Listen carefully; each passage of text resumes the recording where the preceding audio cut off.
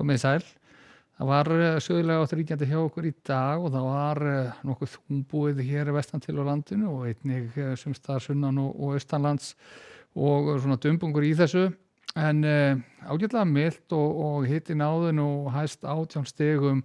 fyrir austan og gerði það á Skjaltingstöðum við Vopnafjörð. En í megin dráttum þá er staðan á þá leið og vorum við lagði því rétt norðvestur af landi og það sem er að gerast til morguns er að loftþrýstingur mun fara smám saman hækkandi og það hefur eðli í för með sér að það mun nú létta til víða land fyrst sunnan og vestan til á landinu en það getur einnig gert það norðan og austanar svona þegar komið vel fram yfir hádegi á morgun. Glitti hér síðan í næstu lagi sem að kemur þá inn á miðvikudag fimmtudag. En á hitasviðinu þá sjáum við að það er svona eilítið kaldara loft hér vestan af sem að mun skríða hér til austurs en lægðin sem að mynda síðan hér rétt austur á hvarfi hún mun strax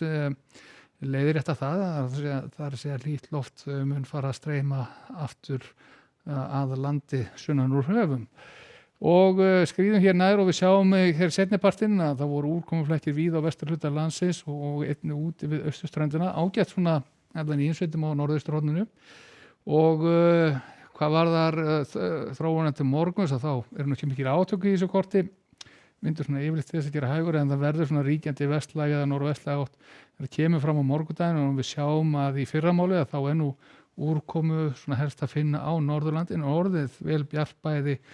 vestan og sunnan til á landinu og það við fáum reyni staðfestingu á því hér en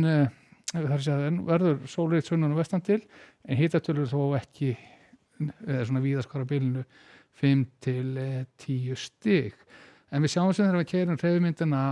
af stað aftur að það dregur nú úr úrkomunu fyrir norðan og jafnvel og sjáum að það fer svona að rófa til þegar líður á daginn og setnipartinn er eitthvað lítil merkjum úrkomu svona getur verið eitthvað þéttingu að ræða á stöku stað en hitatölur svona 10 til 15 stig hér sunnan til á landinu en ég er svona yfirleitt undir 10 stigum þó fyrir norðan. En þessi hæðarhryggur sem er að beygja sig upp á morgun, hann staldrar nú ekki lengi við og við sjáum hér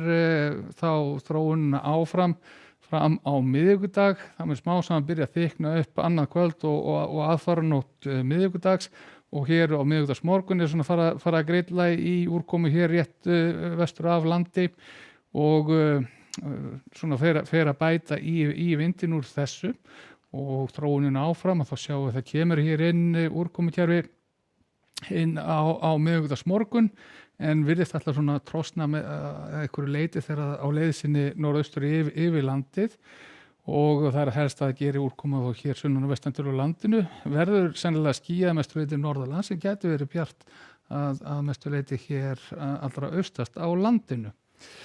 Á fimmtudaginn eru hins vegar önnur skil sem munu koma inn, þá hefur verið ætla að koma þá inn á fimmtudagsmorgun og fara nokkuð hratt austur yfir land. Þannig að það má rekna með að muni rigna duglega úr þessu skilum þegar þau fara yfir. Skúraleiðingar að baki skilunum hér á vestanlands, það mun létta til síðan á austurhelmingi landsins á fimmtudags síðdegi eða fimmtudagskvöld. Og föstudaginn ætlar nú að verða svona nokkuð hefðbundin útsýnisdagur, það er að segja skúraleiðingar hér vestan til á landinu en bjart og milt landið austanvert. En lítum þá aðeins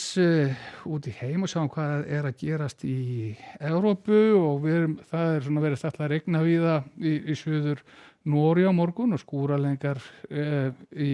á Bretlandseyjum og Írlandi. Ágætisveður þegar við skríðum hér til sunnar en þó sjáum við myndalega úrkomuflekki bæði í Alpafjöllunum og hiti eða yfir 30 stig hér í suðausturhlutanum